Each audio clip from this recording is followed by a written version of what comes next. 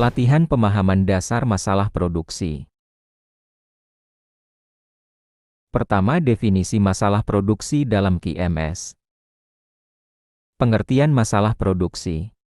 Segala bentuk penyimpangan yang terjadi dalam proses produksi dari kondisi normal yang sudah direncanakan, non-conformity karena adanya ketidaksesuaian terhadap persyaratan yang sudah ditentukan dalam spesifikasi teknis, SOP, maupun kebutuhan pelanggan. Dampak terhadap kualitas, biaya, dan delivery. Pertama, kualitas, produk cacat, ketidakseragaman, atau mutu yang tidak stabil menurunkan kepercayaan pelanggan. 2. Biaya, masalah produksi memunculkan biaya tersembunyi seperti scrap, rework, downtime mesin, dan overtime karyawan. 3. Delivery, setiap keterlambatan proses akan mempengaruhi jadwal pengiriman barang, yang berdampak langsung pada kepuasan pelanggan dan potensi kehilangan kontrak atau peluang pasar. Dampak terhadap kualitas. Pertama, produk cacat defect. Masalah produksi menyebabkan produk tidak memenuhi spesifikasi, misalnya ukuran tidak sesuai toleransi, hasil finishing tidak rata, warna tidak konsisten. 2. Ketidakseragaman inconsistency. Mutu produk bisa berbeda antara batch satu dengan yang lain, membuat pelanggan sulit mempercayai stabilitas produk. Ketiga, mutu tidak stabil, kualitas tidak bisa diprediksi, kadang bagus kadang buruk, pelanggan merasa tidak ada jaminan mutu. 4. Konsekuensi nyata, meningkatnya pengembalian barang return, customer complaint meningkat, penurunan reputasi perusahaan di pasar, potensi kehilangan pelanggan tetap. Dampak terhadap biaya. Pertama, scrap produk gagal total, produk tidak bisa diperbaiki langsung dibuang, biaya bahan baku, energi, dan tenaga kerja hilang sia-sia. 2. Rework perbaikan ulang, membutuhkan waktu, tenaga, dan biaya tambahan untuk memperbaiki produk yang gagal. 3. Downtime mesin, mesin berhenti karena masalah output berkurang, biaya overhead tetap berjalan. Keempat, overtime karyawan, untuk mengejar keterlambatan, karyawan harus bekerja lembur, biaya tenaga kerja meningkat. 5. Biaya tersembunyi hidden cost, inspeksi tambahan, biaya garansi klaim dari pelanggan, biaya kehilangan kesempatan opportunity cost. 6. Konsekuensi nyata, margin keuntungan menurun, harga produk menjadi tidak kompetitif, anggaran produksi membengkak. Dampak terhadap delivery.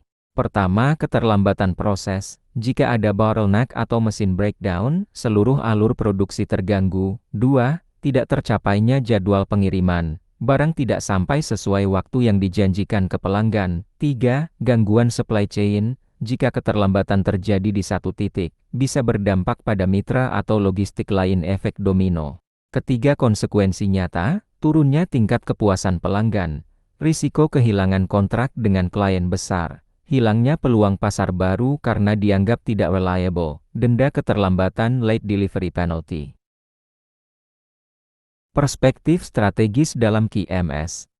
Pertama, masalah produksi sinyal kelemahan sistem mutu, artinya bukan sekadar kesalahan teknis, tapi cerminan bahwa sistem belum berjalan efektif. 2. Kaitannya dengan ISO 9001. ISO 9001 mengharuskan organisasi mendeteksi, mencatat, dan menindaklanjuti masalah produksi sebagai bagian dari continuous improvement. 3. Implikasi jangka panjang, jika masalah produksi dibiarkan, perusahaan akan kehilangan daya saing, reputasi, dan loyalitas pelanggan.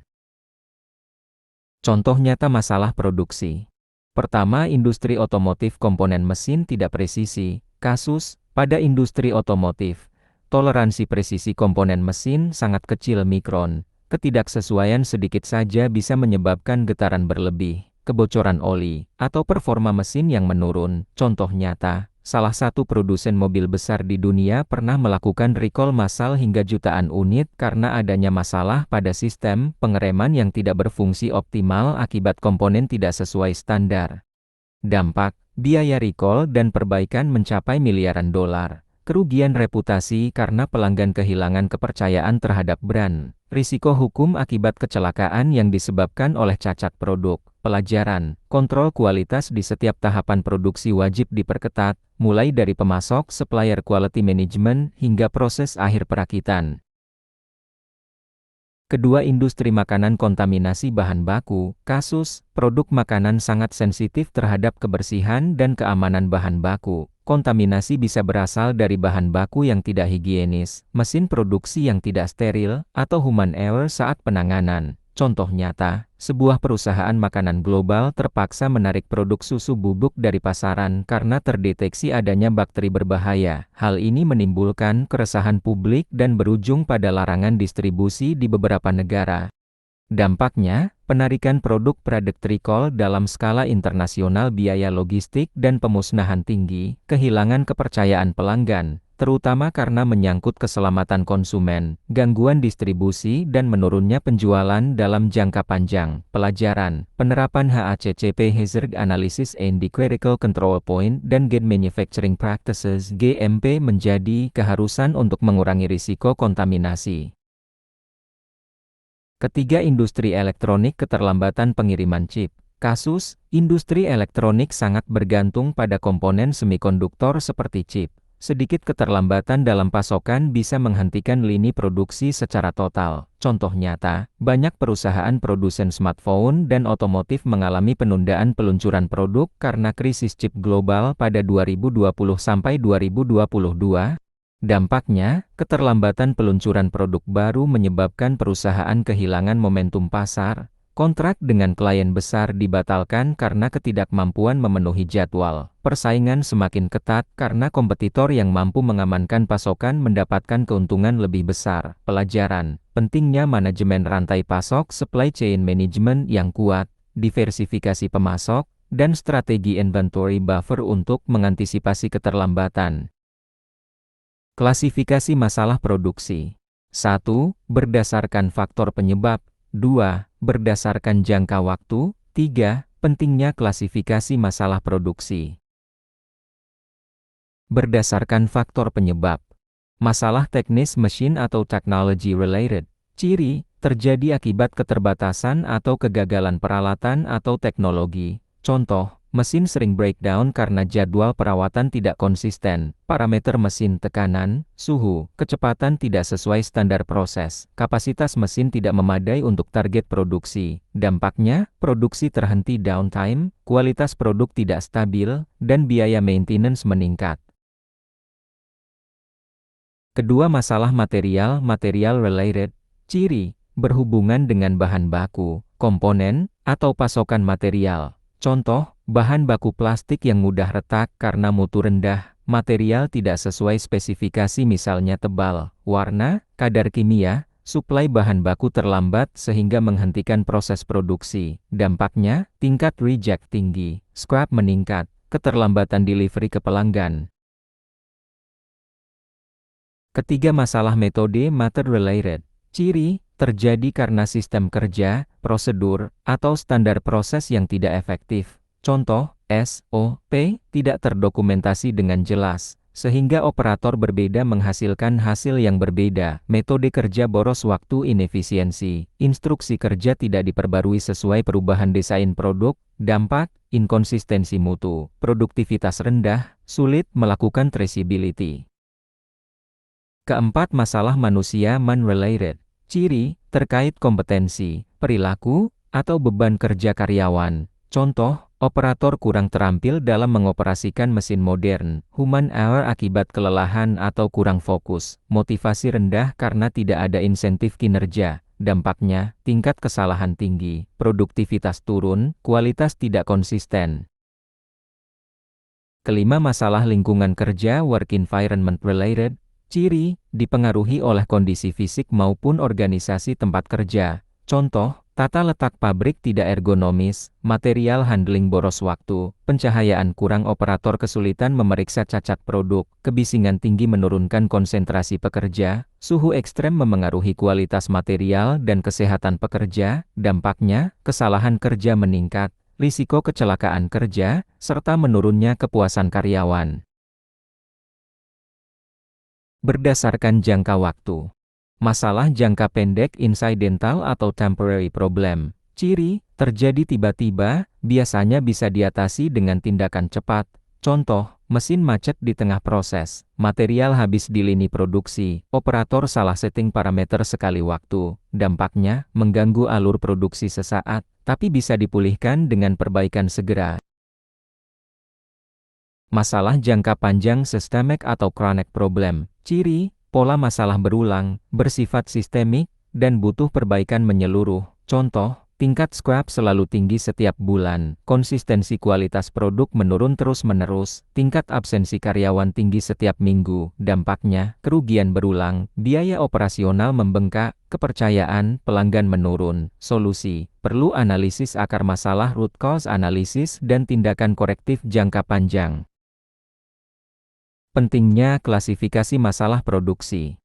Membantu tim produksi dan manajemen menentukan prioritas perbaikan, mempermudah pemetaan apakah masalah bersifat teknis, manusia, material, metode, atau lingkungan, menentukan strategi perbaikan jangka pendek dan jangka panjang, menjadi dasar dalam penerapan Continuous Improvement Kaizen, Lean, Six Sigma. Macam-macam indikator masalah produksi. A. Indikator kunci masalah produksi. 1.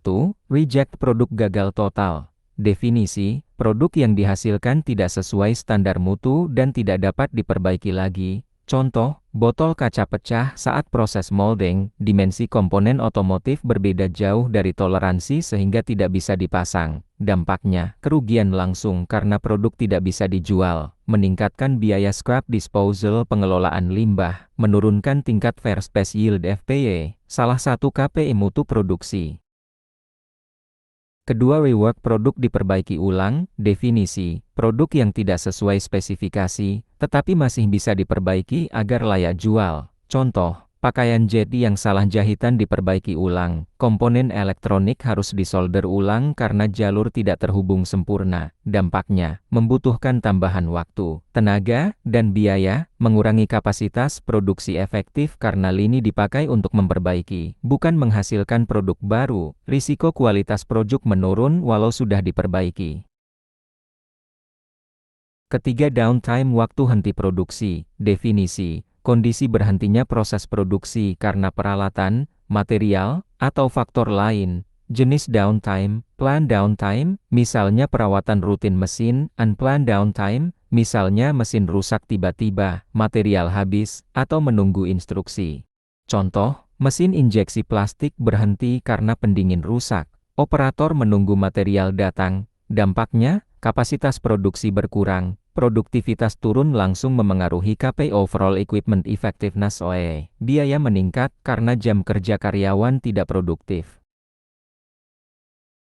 Keempat, scrap material terbuang. Definisi, material yang rusak atau tidak bisa digunakan kembali akibat kesalahan proses. Contoh, potongan baja tidak sesuai ukuran dan tidak bisa dipakai ulang. Kertas tercetak salah warna sehingga dibuang. Dampaknya, biaya bahan baku membengkak, meningkatkan costs poor quality cap, menimbulkan limbah berdampak negatif pada lingkungan dan citra perusahaan.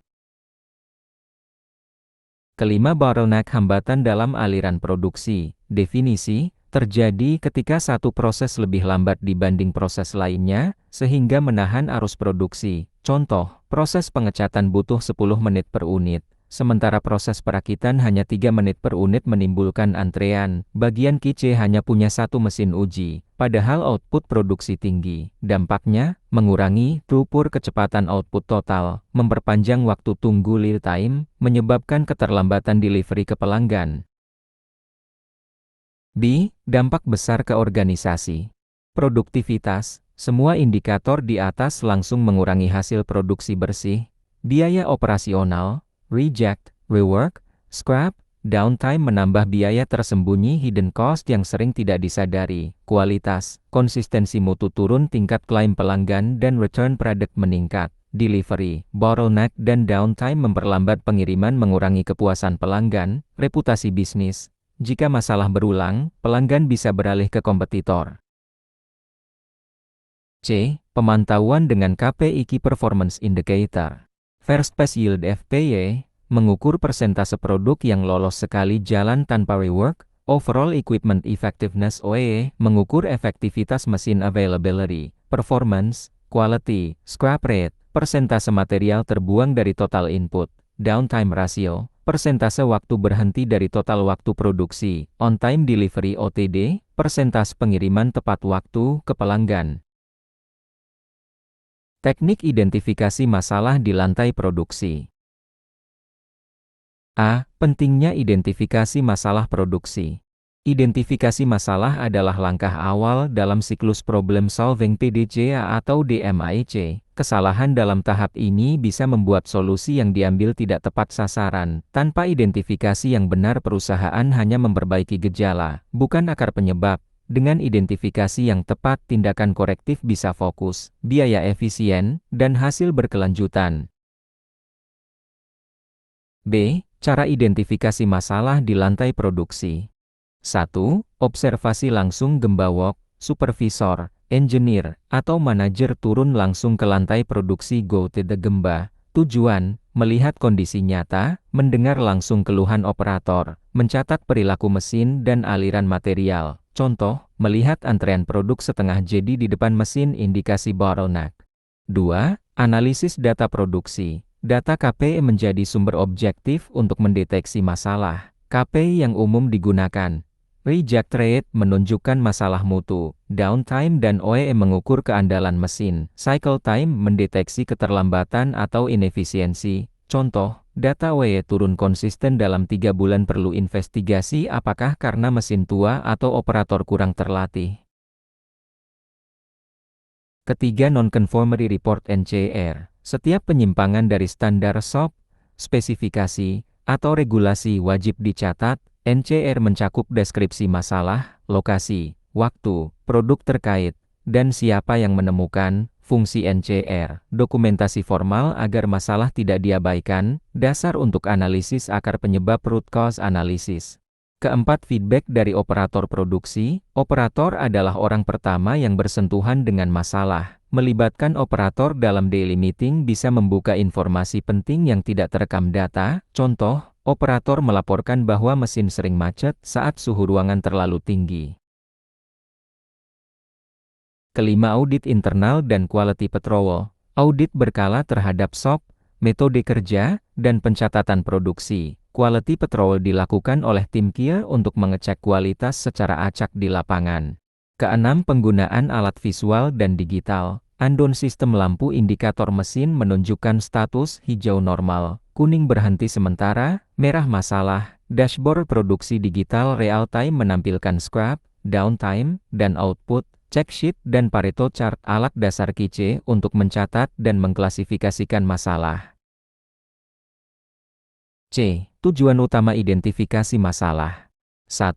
Membedakan gejala dan akar masalah. Gejala, hasil yang terlihat di permukaan, misalnya produk cacat meningkat. Akar masalah, penyebab mendasar yang memicu gejala, misalnya mesin cetak EUS atau parameter suhu salah. 2. Menentukan prioritas penanganan. Tidak semua masalah punya dampak besar. Identifikasi membantu fokus pada masalah yang paling memengaruhi kualitas, biaya, dan delivery. Contoh, jika scrap rate naik 2% tapi klaim pelanggan naik 10%, maka prioritas ada pada perbaikan kualitas.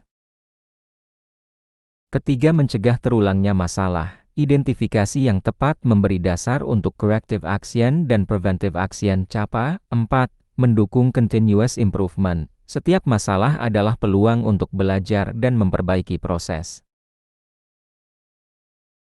D. Contoh kasus identifikasi masalah. Kasus, tingkat reject pada proses pengecatan meningkat dari 3% menjadi 8%.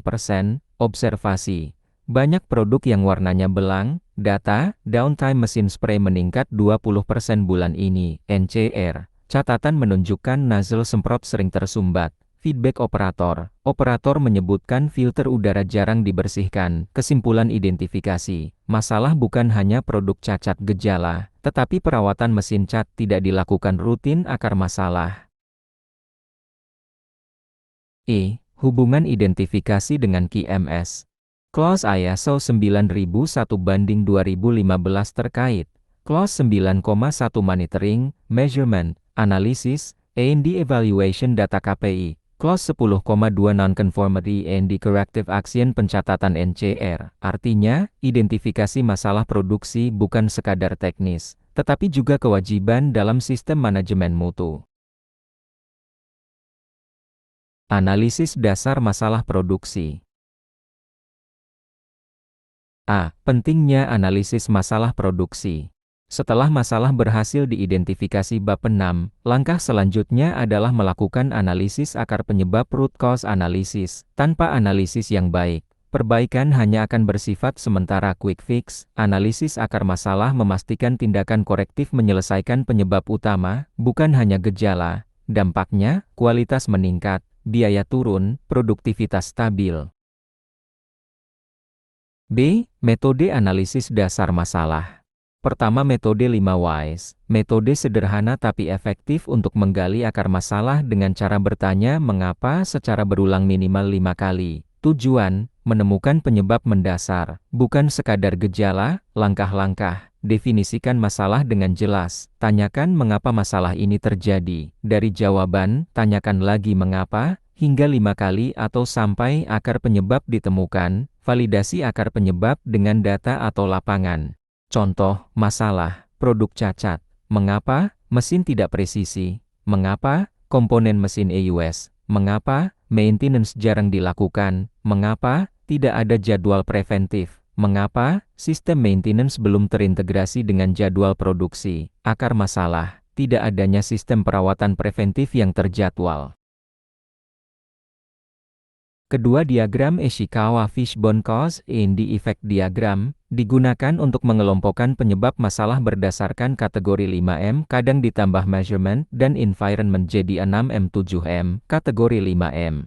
Man, keterampilan kurang, human error, motivasi rendah, mesin tua, kurang perawatan, setting tidak tepat, method, SOP, tidak jelas, alur kerja tidak efisien, material, kualitas bahan baku buruk, spesifikasi tidak konsisten, measurement, alat ukur tidak akurat, data tidak tercatat dengan benar. Langkah penggunaan, definisikan masalah contoh, tingkat scrap meningkat. Buat gambar tulang ikan dengan masalah di kepala, susun kategori 5M di cabang utama, brainstorm penyebab spesifik pada tiap kategori, tentukan faktor yang paling dominan dengan data pendukung. Contoh kasus, masalah, tingkat scrap meningkat, analisis fishbone ditemukan, material, bahan baku dari supplier tidak konsisten, mesin injeksi sering overheat, man, operator baru belum terlatih penuh. Setelah investigasi data NCR, faktor dominan adalah material dari supplier tidak sesuai spesifikasi. C. Studi kasus nyata. 1. Industri otomotif cacat dimensi komponen, masalah, 5% komponen transmisi tidak sesuai toleransi. Analisis 5 why penyebab utama, jag mesin sudah EUS. Solusi, penggantian jag secara berkala dengan jadwal preventive maintenance. 2. Industri makanan produk kontaminasi, masalah, ditemukan kontaminasi logam pada biskuit, analisis fishbone, mesin, metal detector tidak dikalibrasi. Method, SOP, pengecekan harian tidak dilakukan, akar penyebab, SOP, tidak dijalankan secara konsisten. Solusi, training ulang operator 3. tambah sistem Industri audit elektronik tingkat scrap PCB. Masalah, scrap meningkat 15% dalam 3 bulan, analisis Pareto 80% scrap akibat soldering tidak sempurna, fishbone penyebab dominan, suhu mesin soldering tidak stabil. Solusi, kalibrasi ulang mesin solder tambah sensor suhu otomatis. D. Tujuan akhir analisis masalah produksi. Menemukan akar masalah dengan validasi data, bukan asumsi, memprioritaskan penyebab paling signifikan, high impact, high frequency, memberikan dasar yang kuat untuk tindakan korektif dan preventif, menjamin keberlanjutan perbaikan melalui dokumentasi formal NCR, CAPA.